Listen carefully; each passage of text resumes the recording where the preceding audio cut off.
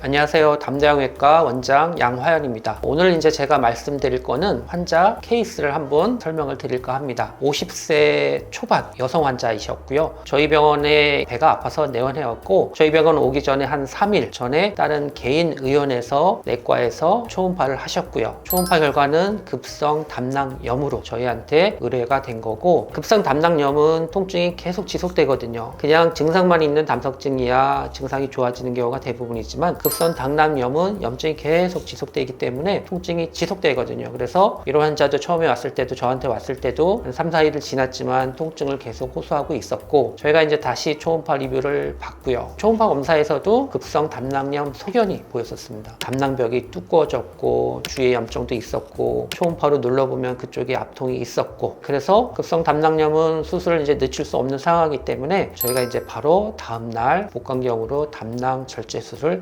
시행을 했죠. 그리고 이제 수술 전에는 당연히 이제 CT 검사를 통해서 전반적인 복부 상황에 대해서 살펴봤고요. 수술하고 다음날 하루 입원하고 나서 다음날 퇴원하고 수술 후 경과는 특별한 문제는 없었고요. 그리고 담낭을 이제 띄고 나면은 절제된 검체 가지고서 조직 검사를 나가거든요. 근데 예상치 않게 일주일 후에 오셨을 때 그 조직 검사를 확인해 보니까 담낭암으로 나왔었어요. 사실은 당황스럽죠. 저희도 사실은 수술 전에는 담낭암으로 나올 수 있어요 설명을 드리거든요. 근데 50대 초반이고 수술 전에 담낭암을 의심을 사실은 못했었거든요. 그런데 환자는 더구나 더 예상해죠. 담낭을 띄었는데 왜 갑자기 암이라고 하냐. 그러니까 굉장히 당혹스러우셨을 건데, 이런 경우가 있어요. 띄고 나서 조직검사를 나갔는데 나중에 암이 우연히 발견되는 경우가 있어요. 그럴 확률이 사실은 적지는 않아요. 고령에서는 100명 중에 1명은 그런 경우가 있을 수 있습니다. 그래서 그 환자도 마찬가지로 암이 나왔기 때문에 사실은 뭐 이런 저희 같은 이제 개인 의원에서 추가적인 검사라든지 추가적인 수술을 할 수 없는 상황이니까 서울에 있는 이제 병원, 대학병원으로 전원 의뢰를 했고, 이제 그 병원으로 전원 의뢰를 하면은 저희가 이제 어떤 치료를 했다, 수술 전에 초음파, CT, 그리고 검체 사진이며 수술 중에 저희가 이제 찍어놓는 사진이 있거든요. 그거를 이제 모든 자료를 동봉을 해서 저희가 의뢰를 했고요. 그러면은 그 대학병원에서는 동봉된 자료, 특히 제일 중요한 이제 절제된 그 검초 조직을 가지고서 다시 한번 전반적으로 리뷰를 하고, 또 추가적인 검사, MRCP, MRI 검사도 하고 PET 검사들 진행을 했죠. 천만다행히도